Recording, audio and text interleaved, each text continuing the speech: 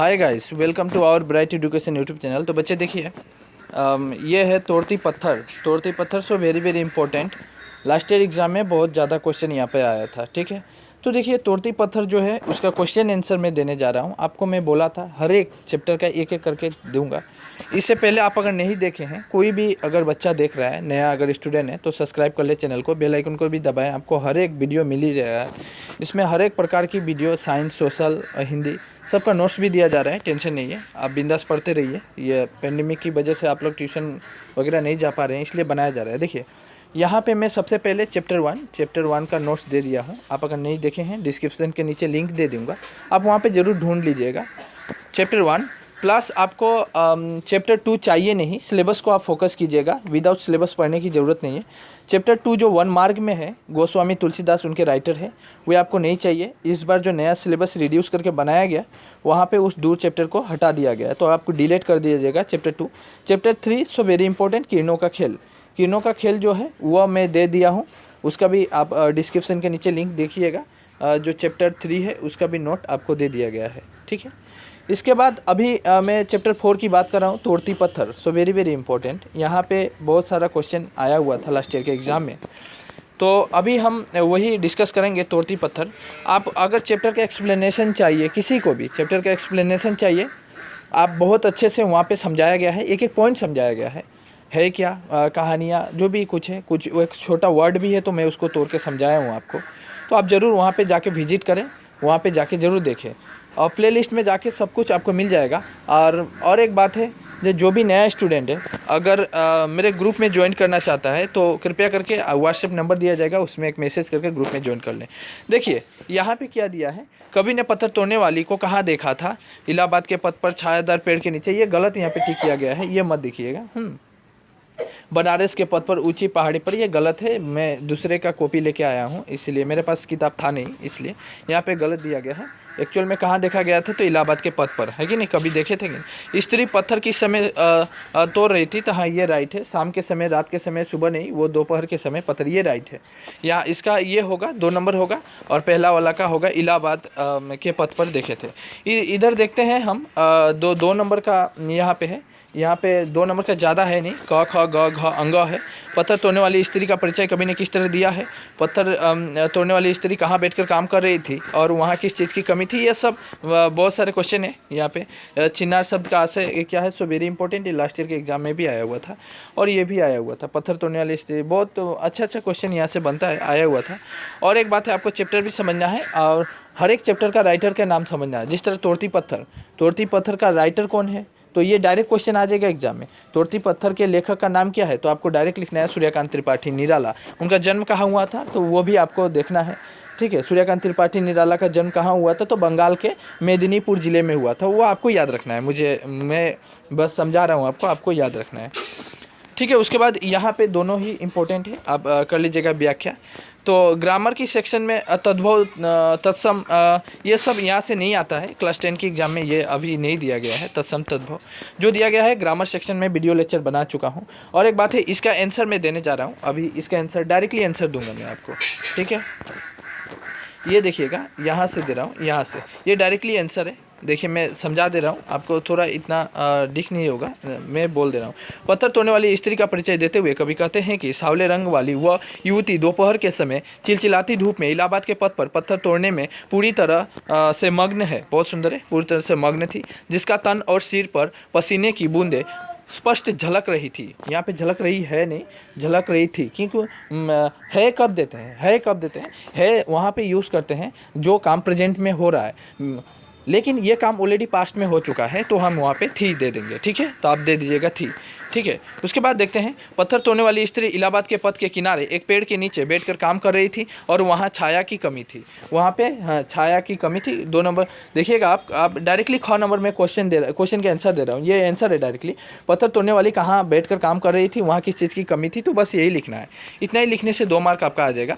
कवि को अपनी ओर, ग नंबर का क्वेश्चन है, कवि को अपनी ओर देखकर स्त्री सामने खड़े भवन की ओर क्यों देखने लगी? तो यहाँ पे वो क्वेश्चन था और ये आया हुआ था क्वेश्चन लास्ट के एग्जाम में। हम पढ़ते हैं, कवि को अपनी ओर देखकर स्त्री सामने खड़े भवन की ओर इसलिए देखने लगी थी क्योंकि वह कवि का ध्यान समाज में समाज में व्याप्त सामाजिक विषमता की ओर आकृष्ट करना चाहती थी। यहाँ पे आकृष्ट की जगह मतलब आकर्षित आप दे सकते हैं, एक वर्ड यूज़ कर सकते हैं। इंग्लिश मीडियम जो भी स्टूडेंट है उनको रिक्वेस्ट किया जाता है कि आप सिंपल लैंग्वेज का यूज़ करें, साधारण जो भाषाएं हैं आप जो समझ सकते हैं, साधारण ही वर्ड, साधारण ही शब्द का वहाँ पे प्रयोग करें। आप यहाँ पे लिख सकते हैं कि सामाजिक विषमताओं की ओर आकर्षित करना चाहती थी, आकर्षित करना चाहती थी। ठीक है, माफ़ी चाहता हूँ, एक कॉल आ चुका था तो कोई बात नहीं, उसको आप अवॉइड कर दीजिएगा। मेरा भी गलतियाँ थी, मुझे ऑफ करना चाहिए था कॉल। अच्छा ठीक है, आगे देखते हैं। यहाँ पे आकृष्ट करना मतलब आकृष्ट की जगह आप जरूर वहाँ पे मैंने अभी बोला कि आप वो शब्द को चेंज कीजिएगा, आकर्षित हाँ करना चाहती है। चिन्नार शब्द का अर्थ क्या है? क्रम भंग होना। डायरेक्टली आंसर दिया गया है। चिन्नार शब्द का अर्थ है क्रम भंग होना। क्रम भंग होना, क्रम मतलब आप जो काम कर रहे हैं वह काम से आप थोड़ी सी अपने ध्यान को हटा देंगे, मतलब ध्यान थोड़ी हटना आ गया। प्रस्तुत कविता में कवि ने एक गरीब महिलाओं की दयनीय स्थिति का यथार्थ चित्रण करते हुए बताते हैं कि सावले तन वाली युवती एक सड़क के किनारे, आगे और नोट है मैं दे रहा हूँ, सड़क के किनारे चिलचिलाती हुई धूप में पत्थर तोड़ रही है।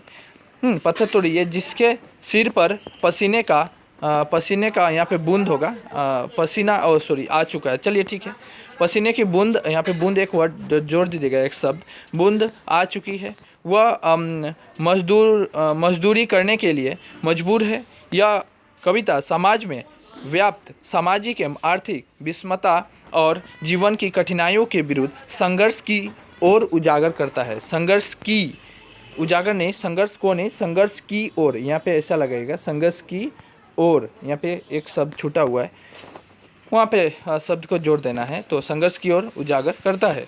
इसके बाद 3 नंबर के क देखते हैं।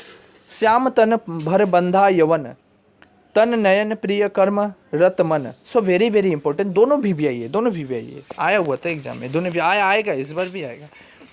क्योंकि देखिए एक भी क्वेश्चन आपको छोड़ना नहीं है। क्यों नहीं छोड़ना है? चैप्टर को रिड्यूस किया गया है, चैप्टर को कमाया गया है।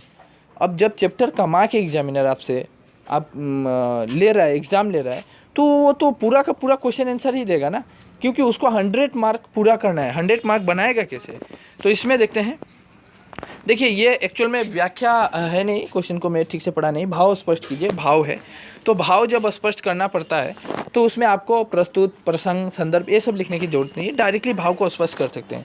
और ये ज़्यादा मार्क का रहता भी नहीं है, जब भी भाव स्पष्ट आएगा, हाँ ज़्यादा से ज़्यादा 2 से 3 मार्क ही रहेगा, ज़्यादा से ज़्यादा 3 मार्क। प्रस्तुत पंक्तियाँ का भाव यह है कि वह मजदूरिन, यहाँ पे मजदूरिन दिया गया है, मजदूरिन जो सड़क के किनारे चिलचिलाती हुई धूप में अपना काम करने में मग्न है, उसकी तन का रंग सांवला सा है। वह एक युवती है जो पत्थर तोड़ने का काम कर रही है, लेकिन जीवन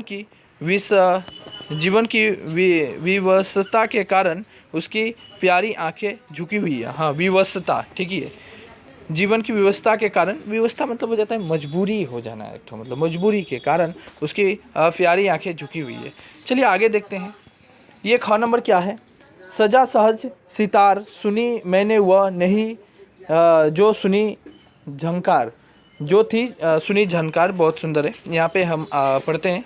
प्रस्तुत पंक्तियाँ का भाव यह है कि सहज भाव से सितार पर दर्द के राग निकल रहे हैं जो कवि महसूस कर रहे हैं, अर्थात इस तरह किसी सुंदर युवती के विवशता और मजबूर,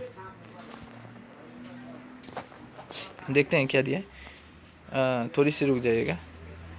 हाँ, यहाँ पे मजबूर, उसके बाद जीवन होगा। हाँ, मजबूर जीवन की पीड़ा का अनुभव कवि ने आज तक नहीं सुना। तो यही है, यही भाव था। ये मैं क्वेश्चन आंसर जितना था बस इतना ही था, इसमें ज़्यादा है नहीं और यहीं से आएगा।